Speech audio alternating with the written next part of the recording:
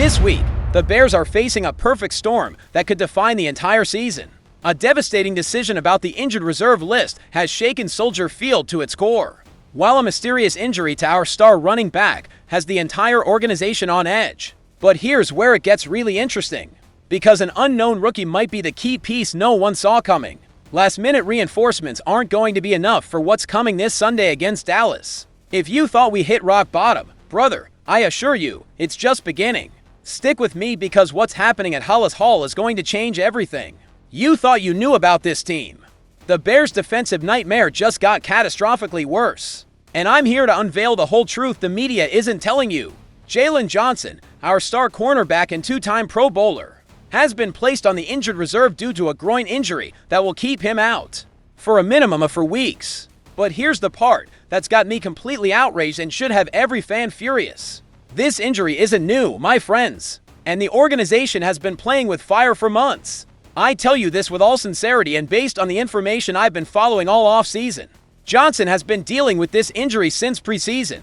The guy tore the adductor muscle from the pelvic bone during off-season training, and now it's been aggravated in the worst possible way just when we needed him most. When I saw him go down at Ford Field last week trying to cover Amon-Ra St. Brown, I knew something was terribly wrong. The man stayed on the ground, needing help from the trainers to get off the field. And that image haunts me because it represents everything wrong with this organization. But here's my rhetorical question that has me furious and should have you equally angry. Why on earth didn't they handle this situation better from the start? I firmly believe that the organization knew perfectly well Johnson wasn't at 100%. I ask you seriously, is it worth risking your best cornerback in a season where we're already 0-2? And every game is practically life or death? The reality is harsh, very harsh, and we need to face it head on. Johnson has been the absolute anchor of this secondary since he was selected in the second round. In 2020, we're talking about a guy with 216 tackles and 7 interceptions, including 1 return for a touchdown in 71 starts. Second team All-Pro in 2023, two-time Pro Bowler. And now we lose him at the most critical moment of the season, when facing explosive offenses like Dallas. But the story behind this injury is what really has me outraged. According to what Johnson himself revealed on the Pivot podcast last week, he described the severity of the injury that limited him throughout the offseason. The guy literally tore the adductor muscle from the pelvic bone while training, and was on the non-football injury list during training camp. And what did the organization do? They rushed him back to the field when he clearly wasn't ready. I'm telling you this straight up because you need to understand the magnitude of the problem. This decision to play him injured could cost us much more than 4 weeks. If his injury worsens, and trust me, with groin injuries this is very common, we could be talking about losing him for the rest of the season. And that would be an absolute disaster for a defense that allowed 52 points last week against Detroit, turning into the laughingstock of the entire NFL. The situation becomes even more concerning when you analyze the full context. Johnson missed the opener against Minnesota due to this same injury, returned against Detroit clearly not at 100%, and is now on IR. Doesn't it seem like there was a pattern here that the organization chose to ignore? I believe there was medical and personnel management negligence that's going to cost us dearly, not just this season but potentially Johnson's future as an elite player. The immediate impact on the field is going to be devastating. Without Johnson, our secondary is built around Tyreek Stevenson, who allowed 97 yards and a touchdown in coverage against Detroit last week. Nahshon Wright and Nick McLeod would complete the starting lineup, with Josh Blackwell and the newly elevated Dallas Flowers as backups. But brother, this isn't enough to face CeeDee Lamb. One of the most explosive receivers in the league. Ben Johnson tried to show confidence in Stevenson, saying he's not a guy who lacks confidence and that he's going to press, challenge, and get back on that horse. But I ask you, is confidence without the necessary talent and experience enough against the Dallas offense that can exploit any weakness? The answer is a resounding no. No. Now let's talk about D'Andre Swift and his situation with this quad injury that has everyone on edge, because this story has layers that go way beyond what the official reports are telling us. According to Jeremy Fowler of ESPN, Swift is expected to play this Sunday against Dallas. But I have my serious doubts about whether that's the right decision. And after what we just saw with Johnson, we should all be extremely worried. Look, I understand perfectly the desperate situation the organization is in. Swift is our leading rusher with 116 yards on 29 carries and a touchdown so far this season. For a team that's 0-2 and desperate for its first victory, losing your main running back would be like losing the last card you have in blackjack. But here's my main concern that keeps me up at night.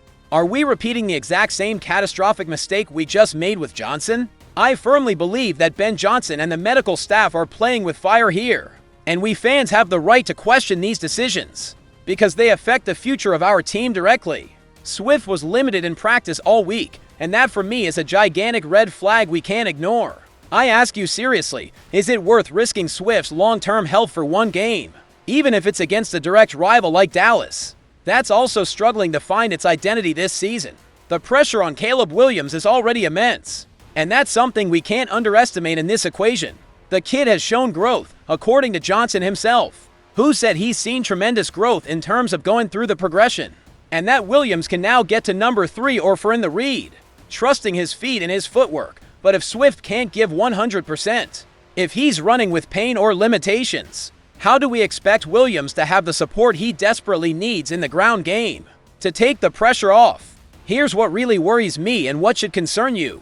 Quad injuries in running backs are treacherous, very treacherous. Unlike other injuries that are more evident, a quad injury can worsen dramatically with a wrong move, an aggressive cut, or simply accumulation of stress during the game.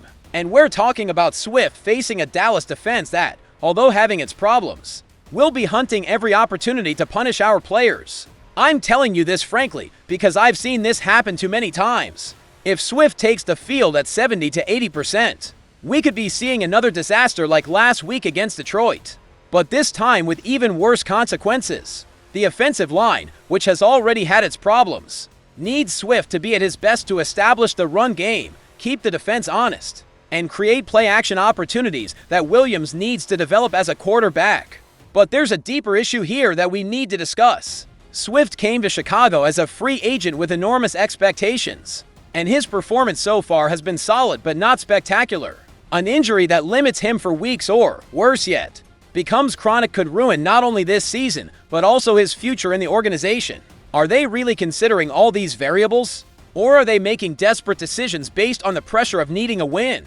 The situation is further complicated when you consider the game's context. Dallas comes with its own list of injuries, including the confirmed absence of Darren Bland and the questionable status of Trevon Diggs, with a knee injury added Saturday. This means we have a real chance to win this game, but only if we can keep our players healthy to exploit those advantages. The original report mentioned a hamstring injury, but was later corrected to quad, which makes me wonder if we really know the full extent of what's happening with Swift. These inconsistencies in medical reports remind me too much of Johnson's situation, where there was clearly more than what was publicly reported. And here's where things get really interesting and potentially exciting, folks. If Swift can't go 100%, all eyes are on Kyle Monang, a 7th-round rookie who could be the biggest surprise of this season, or the most brutal reality check we could imagine. And I'm here to tell you everything you need to know about this kid, who could be our unexpected lifeline. Monang comes from Rutgers, where he was first-team All-Big Ten in 2024. And that's no small feat considering the competition in that conference. At 5'8" and 207 pounds, he's not the biggest guy we've seen. But I've been studying his college tape, and this kid has something you can't teach: heart, determination, and vision on the field that reminds me of some of the best compact running backs we've seen in the NFL. Picked 133 in the 2025 draft, practically the end of the draft. Yet the Bears apparently trust him enough not to bring more depth to the position during the offseason. That tells me two things. Either the organization really sees something special in this kid, or they made a huge mistake in talent evaluation. I hope it's the former, but we're about to find out the hard way. But here's my rhetorical question that has me intrigued and should have you equally curious. Can a 7th-round rookie really make a difference against a Dallas defense that, although injured, is still dangerous and has veterans who can smell blood in the water when they see a nervous rookie? I believe Monang has the physical and mental tools, but the NFL is a completely different beast than college football, and the learning curve is brutal. His 40-yard time of 4.60 seconds isn't spectacular. Let's not lie about that. We're not talking about a burner who's going to leave everyone behind with pure speed.